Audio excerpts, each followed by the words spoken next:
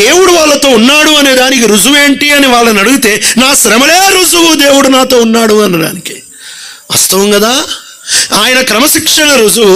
రెండవది నీలో ఉంటున్న పోరాటం, నీలో ఉంటున్న ఘర్షణ, పాపముతో పెనుగులాటం, పాపముతో నువ్వు పోరాడుతూ రక్తము కారే అంత, హెబ్రీయులకు రాసిన పత్రికలు అంటాడు కదా, మీరు రక్తము కారే అంత ఇంకా పోరాడలేదు.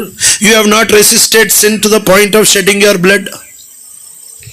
నీ పోరాటం అయిపోలేదు. నువ్వు అనుకుంటున్నావు నేను చాలా ప్రార్థన చేసి నేను చాలా రక్తం కారే అంత పోరాటమట.